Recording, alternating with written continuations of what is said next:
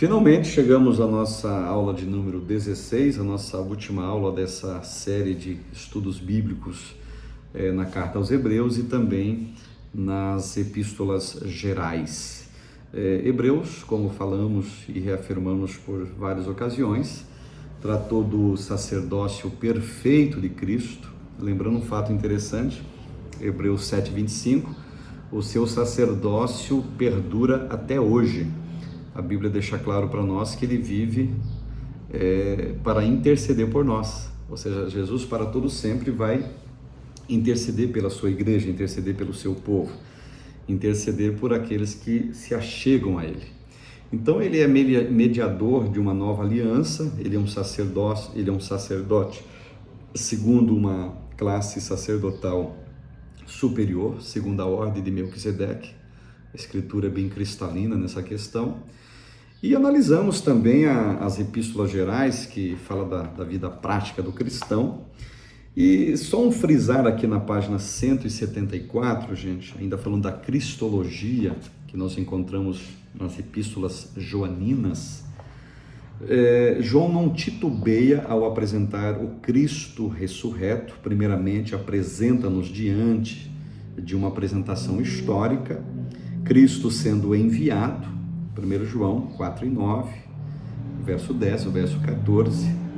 Em seguida, apresenta-nos sua manifestação, 1 João 1:2, 1 João 3:5-8 e João 4:9. Ele diz que sua vinda foi em carne, 1 João 4:2, 2 João verso 7, e por meio de água e sangue, 1 João 5:6. E com isso queria mostrar a fisicalidade do fenômeno, dizendo que foi real. E após a apresentação de seu nascimento, batismo e morte, João apresenta seu testemunho apostólico daquele que foi visto, tocado e ouvido. Extraordinário isso aqui. 1 João capítulo 1, verso 1 até o verso 3, e 1 João capítulo 4, verso 14. João ainda apresentaríamos um Cristo que tinha a unção do Espírito Santo, sendo por meio deste que o Mestre nos ensinou e nos orientou. Ele deixa claro isso em 1 João capítulo 2, verso 20, verso 27. E sobre essa questão, gente, o grande John Stott, ele escreve da seguinte maneira: a base da nossa certeza quanto a Cristo não mudou. O fato de que lemos as cartas de João no século XX e não no primeiro século não faz diferença nenhuma, gente. A religião cristã está ligada ao evento histórico de Cristo e ao testemunho que os apóstolos deram dele. Então, nessa doutrina de Cristo, temos que permanecer, ir além dela, levar-nos-á inevitavelmente ao erro e daí à ruína. O dever dos ministros cristãos hoje é seguir o apóstolo João, não os falsos mestres. Não devemos levar os nossos ouvidos da igreja a novéis doutrinas, mas recordar-lhes o que ouviram desde o princípio. Ademais, aos que creem no Jesus histórico como base no testemunho único das testemunhas oculares apostólicas, agora preservado no Novo Testamento e exposto pela igreja, é assegurado o testemunho contemporâneo e confirmativo do Espírito Santo no íntimo deles. E espero que seja no teu íntimo e que permaneça também no meu íntimo, confirmado pela presença do Santo Espírito. Página 177, capítulo 4, Judas, o combate em nome da fé genuína. Esse Judas dispensa comentários com relação ao outro famoso Judas da Bíblia, o Iscariotes. Não é a mesma pessoa, evidentemente que não, né? Mas só para frisar. Então a carta de Judas possui semelhanças com a carta de Pedro, tá? Pois ambas trabalham sobre a apostasia da igreja, inclusive mencionando os líderes que encabeçavam essa apostasia, sabendo dos propósitos da carta, que era advertir os cristãos contra os apóstatas. Então a carta tem esse objetivo, autoria e canonicidade.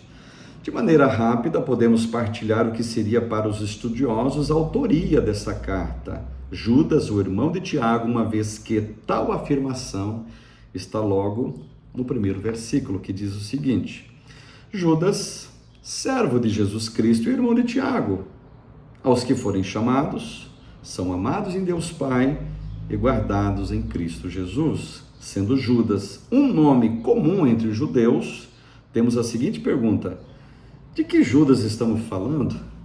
E qual Tiago? Provas externas.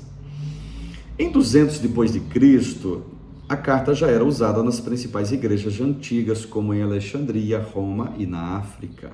Ou seja, estamos dizendo que a comprovação dessa carta ao longo dos anos é muito boa.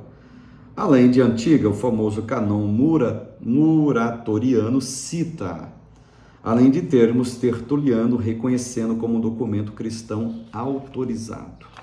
Além desses, Clemente de Alexandria escrevia um comentário sobre a carta. Orígenes também fez a mesma coisa. E quem foi esse Judas, pessoal? Pouco se sabe sobre a vida do autor, o irmão de Jesus, né? Como Tiago, né? Pouco se sabe sobre a vida desse autor, o irmão de Jesus. Como Tiago, Judas não havia crido em Jesus desde o início, pelo contrário, o havia rejeitado e ridicularizado, conforme nos conta Filipe, tá? O Filipe faz uma citação, ele dito Filipe, que o Judas não cria em Jesus. Foi após a ressurreição de Jesus e seu aparecimento que seus irmãos foram convencidos e convertidos. Os dois irmãos de Jesus acabaram se tornando testemunhas de Cristo e líderes da igreja ainda jovem.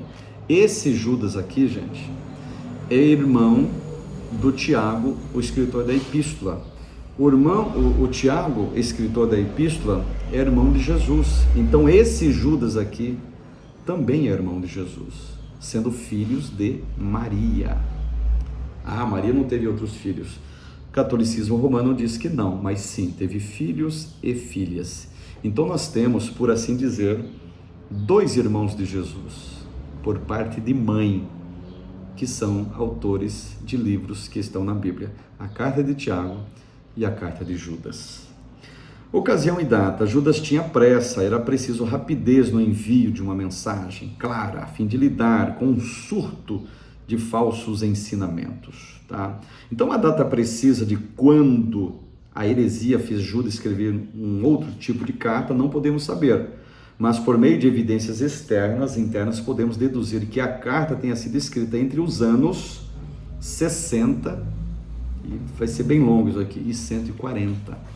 Nesse período é que a carta aparece, tá certo? Então, mas a composição dela, segundo a página 180, ela vai ficar entre os anos 64 e 65 que ele escreveu. Local da escrita: das poucas certezas que temos, sabemos que tanto Tiago quanto Judas, ambos irmãos de Jesus, eram ativos na igreja de Jerusalém. Porém, Paulo, em 1 Coríntios 9:5, deixa-nos a ideia de que Judas e sua esposa foram missionários itinerantes. Olha o que ele diz aqui, gente. 1 Coríntios 9:5. Será que não temos o direito de levar conosco uma mulher crente como esposa, como fazem os demais apóstolos, os irmãos do Senhor e Cefas? Então a família aqui deixa-nos claro que estava envolvida na obra. Esse Judas era casado, Tiago também era casado. Divisão da carta e esboço, tá? Nós temos aqui uma divisão interessante, de acordo com Moacir Viana. A carta de Judas, ela pode ser dividida em duas partes, tá? O castigo dos falsos mestres e o caráter em geral, tá certo? E nós temos o esboço dessa pequena carta, dessa pequena epístola, ao final aqui da página de número 181 e também na página 182. Judas, questões teológicas e livros apócrifos, que é citado em Judas, tá? Quem seriam os destinatários dessa célebre carta de Judas? Quais seriam os objetivos que deveriam ser alcançados? Destinatários. Os destinatários são saudados em termos gerais, o que pode ser facilmente deduzido que se trata de uma carta enviada a qualquer cristão, ou a todos. E me permita dizer aqui, a carta é para mim, a carta é para você, a carta é para aqueles crentes daquela época e para crentes de todas as épocas. Objetivo da carta: qualquer declaração tirada do contexto pode mudar o significado das palavras. Essas eram as intenções dos falsos professores, alvo das críticas de Judas. Apesar da juventude da igreja, não eram poucos os mentirosos que buscavam distorcer a palavra do evangelho. Tinham como motivação o dinheiro e o poder. Por isso era salutar que Judas, o autor, viesse advertir os cristãos contra os falsos doutores. Então a carta é uma advertência. Tem questões teológicas? Tem. Já sabemos que Judas escreve objetivando os cristãos acerca da influência maléfica dos falsos mestres. Esse problema impulsionou o nosso autor a convocar os verdadeiros salvos a lutarem pela fé que uma vez foi entregue aos santos. A carta é, teologicamente falando, uma defesa da fé. Ele vai combater falsos mestres na carta, vai combater o espírito de apostasia também. E eu acho interessante citar para vocês também, queridos, página 186, ligação com os livros apócrifos que Judas faz uso. É importante citarmos. Assunção de Moisés e o livro de Enoque, pelo menos esses dois livros apócrifos foram citados e eram conhecidos por Judas. Falando primeiramente do livro de Enoque, percebe-se que Judas cita-o de maneira livre, mesmo sendo um livro apócrifo extenso que supostamente foi escrito em períodos distintos, tá certo? Do século I antes de Cristo até o século I depois de Cristo. O versículo 15 de Judas é uma citação de Enoque 1:9. No versículo, Judas chama Enoque de o sétimo depois de Adão, sendo a mesma descrição que se vê em Enoque 40, verso 8. Ainda os versículos 6 ao 13 de Judas são menções de textos de Enoque. Agora, falando do livro de Assunção de Moisés, a dependência é bem parecida. Esse livro, que foi escrito por volta do século I depois de Cristo, e era muito conhecido por Orígenes, Clemente e Dídimo, ele foi um texto conhecido e respeitado pela igreja primitiva, gente. Então Judas faz questão de citá-lo em sua carta, dando-nos a impressão de que era um livro importante, além de conhecido por seus leitores. E não é de admirar, não é de se estranhar que os leitores do Novo Testamento fizeram pouco uso dos textos apócrifos, uma vez que muitos deles continham inverdades ou histórias populares que facilmente seriam confundidas como doutrinas. Mas os textos que Judas escreve, não há refutação de nenhum outro documento no sentido de estar na carta de Judas, então, portanto, se encaixa com o espírito profético que havia nesta pequena epístola. Muito bem, página de número 189. Conclusão das nossas aulas. O propósito desse estudo, alicerçado na rica contribuição doutrinal de um dos momentos áureos do ensino das verdades da fé cristã para a humanidade. Falamos de um tempo em que foi possível confirmar e defender a fé para que a igreja pudesse caminhar de maneira sadia, chegando aos nossos dias. E quando digo isso, eu cito a carta aos Hebreus e cito também as epístolas gerais, carta aos Hebreus, que nos deu um lenitivo dizendo para nós o seguinte: Cristo é superior, Cristo é o maior, vocês não precisam de mais nada a partir do momento que vocês têm Cristo.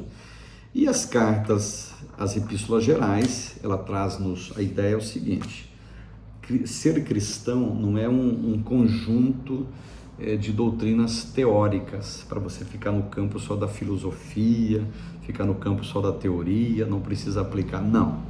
É como Finney falou, o amor verdadeiro é aquele amor de mangas arregaçadas, é o amor efetivo, o amor que se envolve, o amor que está presente, o amor que quer fazer alguma coisa. E as epístolas gerais, com a sua apologética, com o seu espírito, digamos, profético, com a sua, digamos, as suas doutrinas, a sua aplicabilidade, a paixão dos seus leitores, sim, ela é para nós ser absorvido e colocar em prática em nossas vidas, para que, quem sabe, né, meus irmãos, eu e você nos tornamos melhores cristãos, saindo da teoria e entrando para o campo prático. Deus os abençoe.